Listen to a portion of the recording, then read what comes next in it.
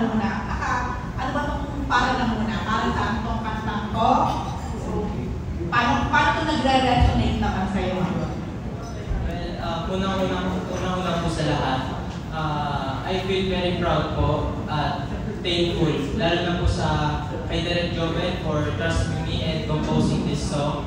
And thankful din po ako sa mga magulang ko po, sa family ko dahil sila po ang #1 supporters ko. Lagi po sila nandyan, kung may problema po, tinutulungan po nila ako. And ayun po, itong song na po to, titled Para Na Muna, is tungkol po ito sa mga relationship po ngayon na hindi na healthy, hindi na kayo happy. So, parang yung gusto kong ipadalang messages, para na muna, stop po muna, take time to rest, and find yourself po, and see what the relationship is to you.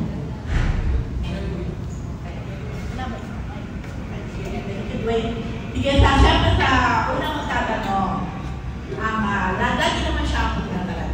Kanya to. Ang editor ng Bante, una sa balita, Jutlan. Hi, Dwayne. Yan. Congratulations. Ang bongga, di ba? Talagang yung bagyo parang umarang na.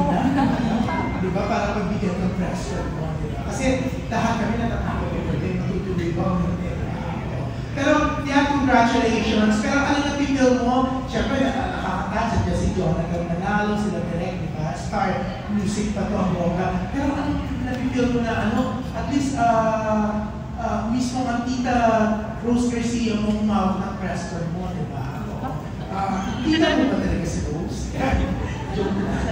Pero yun, ako nakikiayon ako kay Mr. Jonathan Manalo. Sabihin niya, mas na-appreciate niya, di ba? Nakita niya na sinasayaw mo mismo, di ba? Kasi kami kanina parang ang sarap ng sayawin, di ba? Tapos nung nagsayaw ka, parang gusto namin makisabay, di ba? Tumigil muna, pumarang muna sa mga ginagawa namin para makisabay sa'yo. Sa tingin mo, yung mga Gen Z talagang magiging favorite na song ko para sa kanilang pagsasayaw? Isa lang pala. Lalakasan ko na lang yung second. Ay, sige po. Ayun po. Hopefully po, magustuhan po ng Gen Z, and alam ko naman po na itong song na po ito, marami pong relate na mas siguro 2 years older sa akin, mga nasa relationship na po, kumbaga puppy love. And ayun po, gusto ko po nila ma-realize na pag pinakinggan po nilang song na ito, pag nasistress po kayo, pag may mga problema po kayo, pakinggan niyo po yung title, Para Na Muna. Hindi naman po kahiya-hiya na kailangan nyo naman po ng break. Dahil kailangan po natin ng time to repair, to restore, to think about our problems and So, syempre nakakatuwa, no? Ang dami natin. Dumating pa si Natalie Tumata. Philippine Stars. Ang bongga ng press con mo, diba? Pero, yun nga, pang ilang songs mo to? This is my second single po. My first single is titled Time First Muna, which pinalabas ko noong October of 2024 po last po. So yearly ka naglalabas ng single? Hindi na? Hindi O mas mapapabilis ngayon? Hindi naman po nakaschedule, pero thankful po ako na kada year, nag-bless po ako na bibigyan po ako ng opportunity na magkabago kong kanta. And lahat po yun ay dahil kaya magulang ko po sa pagsusupport ay lalo na kay Direk Joven. Yeah. The first time na sinabi sa'yo ni Direk Joven about Para Na Muna, ano naramdaman mo? Tapos, binasa mo ba siya? Yung music, pinakinggan mo? Pinakinggan niya po sa akin. And first time ko po narinig yung Para Po Muna is siguro February po yun.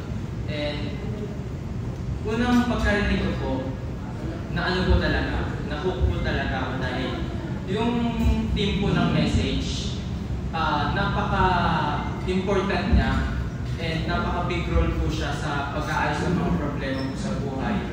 And pwede po yung i-deliver, na-amaze po ako na pwede po yung i-deliver in a song po, in a upbeat theme na pwede pong vibe magsayaw-sayaw po. Oh, sa tingin mo, maraming LSS para na muna? Well, hindi ko naman po masasabi dahil iba-iba rin po yung taste. Pero yung mga friends ko po, yung mga sila daddy, sila mommy, yung kuya ko po, first time nila narinig, LSS po sila. So, ayun. Hopefully po, yes, LSS po sila. Pero yan, congratulations. Thank you. Ang bongga kasi Star Music, piling ko pwedeng isali sa mga pelikula or teleserye nila, di ba? Maganda talaga yan. Congrats! Thank you po. Alam mo, the way may napansin ako sa'yo, yung time first, di ba parang stop? Stop muna, yan. Tapos ito naman, para na muna, parang ganun din. So, parang in real life ba, may mga ganun ka ba na kailangan muna, wait lang, nandali lang. Parang time first muna, ito naman, para na muna, may ganun ka ba? May mga pinagdadaanan ka ganun.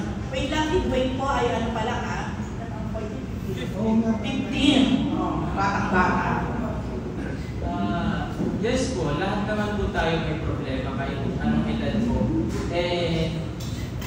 Ang pinaka-best po na paraan na na-find out po and nakita ang pinaka-effective po is to take a break. Take time po to think about solutions and the situation po. Dahil po, minsan po kasi pag may mga problema, kunyari sa family ko po, sa magulang ko minsan pinapagalitan po nila ako and ayun po, minsan we let our emotions get the best of us po. So ayun po, I think we should take time po and think to resolve things peacefully.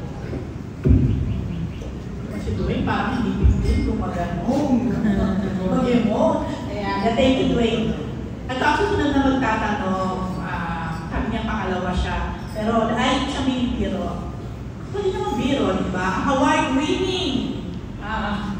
Kasi Rodel Fernando. Award-winning. Bibigyan ng award sa Dahil Pilipino Awards, di ba? Award-winning yan. Oo. Rodel. Hindi nakasabot din mapipili. ang pangalan siya. Dwayne, una, congratulations kasi ang galing mo sa pelikula mong Outside the Familia. Di ba ang galing niya doon? Ang ganda ng pelikula. So speaking of that pelikula, may susunod ka na ba pelikula after ng Outside the Familia? Sa ngayon po, meron po kami mga niluluto po na projects. And meron din po akong isang movie po aside from Outside the Familia na hindi ko po alam kung showing na po, hindi ko pa po alam yung date. Titled Saklay po, which is directed by Direk Joven Tandem po. Ang bongga sila. May kasunod na. Anyway, kasi yung mga kanta na puro pop songs, di ba? Hindi mo ba naisip na minsan maging part ka ng sa pop group? Actually po, nung bata po ako, lagi po ako nanonood ng mga K-pop, yung BTS po, sila SB19 po. Siguro po kung mabigyan po ako ng chance or opportunity po, why not? Gusto ko rin po ma-experience. Ano, Dwayne, congrats ha. Kasi yung parang, nung napakinggan ko yung kanta mo, napakaganda, napapasayaw ka, di ba? Parang message, parang tungkol ka sa pag-ibig na parang time person. Ito yung sinasabi nyo, although na ako ng ganong tanong, di ba? So yun nga, pero, hindi nga ako, naka-record ako. Pero hindi, dahil love ka na ba? 15 hindi pa, di ba? Pero doon din sa kanta mo na narinig ko, parang sabi mo, parang gusto mo iba naman yung katabi. Di ba? May ganon. So, kung ikaw, papipili ka ng katabi na singer, o kaya gusto mo, hindi ba katabi sa may split sa yung lang makatabi mo, mag-perform kayo, same stage, so ganon sino ang gusto mo makatabi na mag-perform, hindi makatabi sa pagtulog, sa kama, ganon. Well, marami po akong singers and performers po, artists na ina-idolize po. Siguro po, yung pinakitigan ko po nung bata ako nung pandemic si Kuya JK, Juan Carlos po. JK. Opo. Sa paborito mo yung one. Opo, yung Juan. Ikaw, paano mo, kailan mo natutunan na, kailan mo nalaman na you can sing, na maganda pala yung boses ko, kaya pinasa mo yung recording? Ang unang talent ko po na find out ko is acting po talaga and dancing. Nung bata pa po talaga ako, mahilig na po akong sumayaw and ayun po, acting. Na-find out ko lang po na I can sing po last year. Nung namit ko po si Direk Joventan, ayun po, kinontak ko namin si Direk Joventan kasi gusto ko po magkaroon ng single. Ayun po, thankfully, nabigyan ko ako ng chance and nagka-single din. Ang galing mo magsayaw. Hip-hop yung tawag ng hip-hop. Gano'n. Hip-hop? Pop po, pop. Nag-aaral ka ba ng pagsasayaw naman? May dance workshop ka? Nung bata po ako, nag-dance workshops po ako sa G-Force kaso napigilan ko dahil sa pandemic. And ngayon na lang ulit na natutuloy. Eh di ba J-Force may edad na? Ikaw bata ka pa? O di edad na? Meron po mga kids classes. May bata.